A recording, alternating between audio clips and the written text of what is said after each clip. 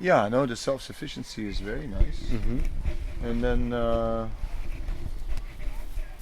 so here the same thing, some flowers between the tomatoes, and this is something else though. This is edible. Yes, this is nasturtium, or capucine, and we can eat the flowers, we can eat the leaves, and also it's attract a lot of insect, and it also has a different purpose because it's attracting also the lice that you can see sometimes on the back leaves, on the back of the leaves of many veggies, and this one will attract the lice and will not go on the tomatoes, for example. So they are very interesting for that purpose too. I see. I see. So in that way, you don't have to use pesticides because you use this, and it takes the lice of the tomatoes. Yes. And that's really good. Yes.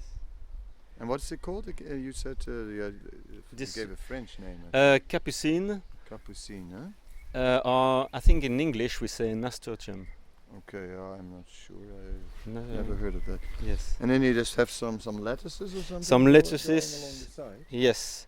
So we try also to have a good diversity in every bed, because for example, the lettuce needs more shade than the tomato to grow. So the tomatoes can provide the shade to the lettuce. And why you have the straw everywhere? The straw, it's to keep the soil humid, and then I don't need to water the beds so much often.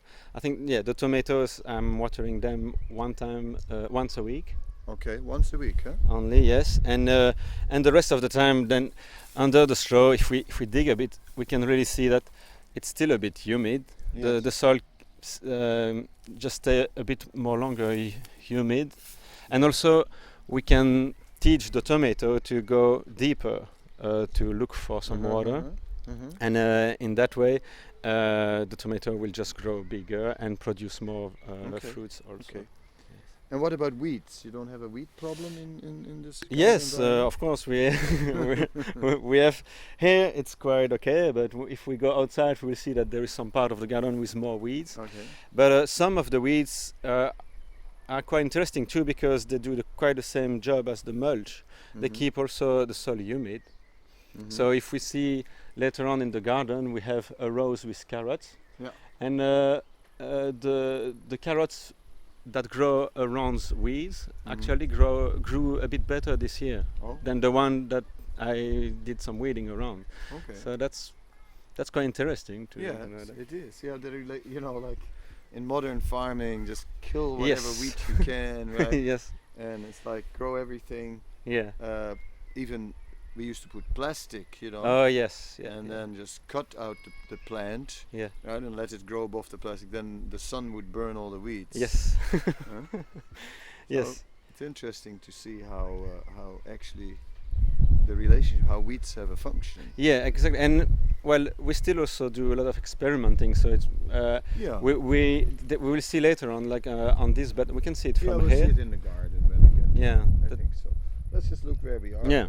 I see some capsicums here. Yes. Yes.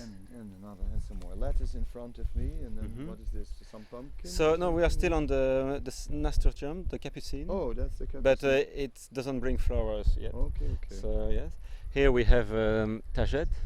What is that? Marigold. Marigold. Okay. Yes, and why here marigold? For a reason, or just? Marigold. They are a very good companion with tomato family. So capsicum, it's also the same family as tomato, and we put them because they also have some function of repelling some sickness to each other. Yes, and also because I think devotees can also use the flowers for the garland. That's very nice. You're not against the flowers. And the smell of a few of them smell so good that maybe we can do, I don't know, some soap out of it or something that would be really interesting. Nice, yeah. Yes. To make our own soaps. Yeah. Smells good. It smells very good, yeah. Yeah, should have a smell. Yeah, smells very nice. And it would be great to make soaps and or oils and things. Yes, like exactly. That, yes. Yes. Yeah. Mm-hmm. Yeah. So if we continue there a bit further, we have also. What's here? This is still capsicum. Capsicum. So we have here one, let's say, half a row of capsicum. Yeah. And then here is a special plant that's smelling very good too. It's Artemisia annua. But what is that plant? It's a plant that apparently it has some very good properties to heal from the coronavirus actually. Oh.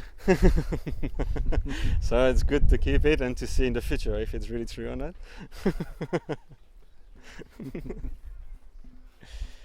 Yes, and what do you have to do with it? Eat it or? I don't really know that. I just know that apparently it has some molecules inside which can be really interesting to use against this sickness. But I think we still have to wait a little bit to know more about it. Yes, I understand. We won't tell the world yet. Yes. It's a secret plant. Keep us healthy. Yes. Okay, the tomatoes. So we have more tomatoes here. Yeah. Yes. And still the capucine in the middle. Yes, yes. And here we have an interesting plant just in front of you on your left. Oh yeah, be careful. Okay. This is ashwagandha. Oh, ashwagandha. Yes. I never knew what it looks like. Yes. In plant form. And well, that's also. Yeah. So ashwagandha, it literally means horse smell. Mm-hmm. You know, if you translate it from Sanskrit, and it's an Ayurvedic herb which rejuvenates. It when there's weakness, we can take this herb, and it will give us a lot of new strength. It's also used in the case of dementia, and it says it can actually stop dementia from progressing further. So it's according to Ayurveda, it's a key herb in their treatment.